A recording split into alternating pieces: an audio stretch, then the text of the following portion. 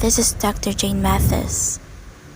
Yes, DBO 1998. This is a movie wherein Dr. Jane Mathis, a psychiatrist with unrecovered PTSD, accepts a patient named as Alex who has the same case with her. In this movie, we will be able to discover how trauma greatly affects one's memory. Dr. Mathis? Nora? You were wrong.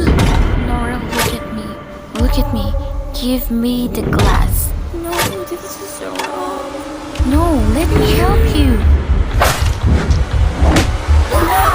In this scenario, the trauma is being experienced by the individual. At first, Nora was calling for Dr. Jane Mathis. Upon reaching the room, Dr. Jane saw Nora with blood all over her body. If you will be able to watch the full movie, you will hear Nora say, "You are wrong," which means that she was blaming Dr. Mathis for following what she instructed and what happened in Nora's life. Dr. Mathis saw her patient taking away her own life in front of her. This scene is classified as an emotional trauma, for she will remember the memory due to intense feelings felt during the occurrence of trauma. Emotional trauma is the outcome of an undeniably stressful event that has been experienced. There is also a psychological trauma wherein she struggled with her emotions and memories from time to time. The story began from a short-term memory that became a long-term memory. Hippocampus and amygdala are in charge of making short-term memory to a long-term memory. Thalamus and hypothalamus are responsible for controlling different hormones for physical reactions to various situations. So it's the anniversary. 2 years. What would you like to talk about today? I need to be helping people like you. I've been avoiding this for too long. I've taken a post-trauma patient. During this scene, Dr. Jane Mathis meet with her psychiatrist for their weekly therapy, in which coincidentally also the day of the second-year anniversary of her unpleasant memory with her post-traumatic patient Nora. When Dr. Mathis was asked by her psychiatrist on the things they would like to talk about that day, there seems to be a repression of memory of that certain day because that incident gave her trauma. Every time they go through the session, Dr. Mathis avoids the conversation by saying and convincing herself that she needs to move on, and she was supposed to be helping people because that's what she's great at. Her condition heightened when she decided to take on post-traumatic patient once again. Her new patient was Alex.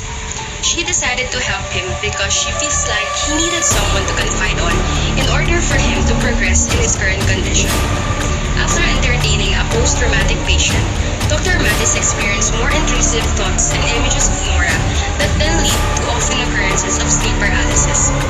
On the day of her therapy, she shared her experience to her psychiatrist, which caught him by surprise because she has not been experiencing sleep paralysis for so long.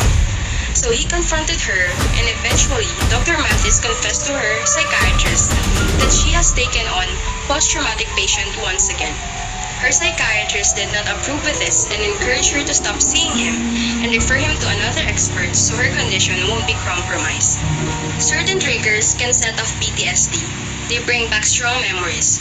You may feel like you're living through it all over again. Triggers can include sights, sounds, smells, or thoughts that remind you of the traumatic event in some way.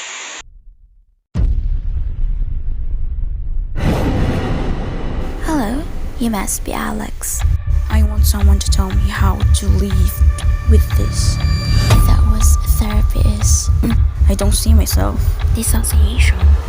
I keep being dragged back to that place. I know. You what? I'm sorry, I have to go. This scene is where Dr. Jane Mathis introduced exposure therapy with her new post-traumatic patient Alex. Exposure therapy is a psychological treatment that was developed to help people confront their fears. When people are fearful of something, they tend to avoid the feared objects, activities, or situations. She suggested this type of therapy because she believes that if we can expose to the trauma, we will be able to move past it.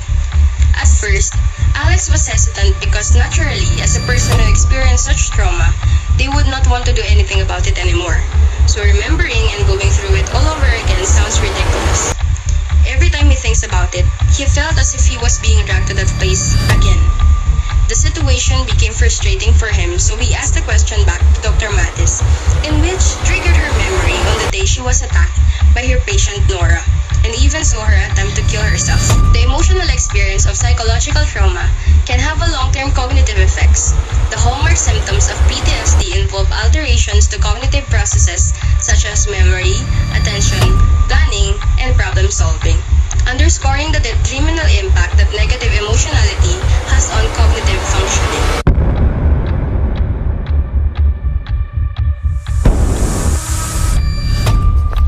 Jane, What? you have been stop progressing. I just keep saying Nora. I feel like I'm losing my mind.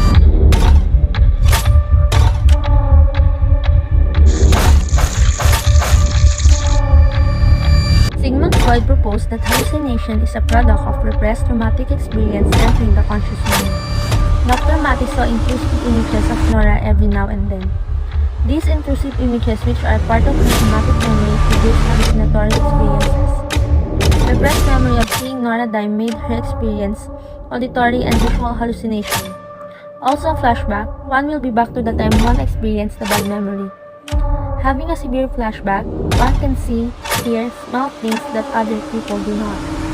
Whenever she heard something, she got scared thinking that Nora was just around the corner. Visual hallucination appeared everywhere she went. She saw Nora running everywhere, even in reality, is not existent.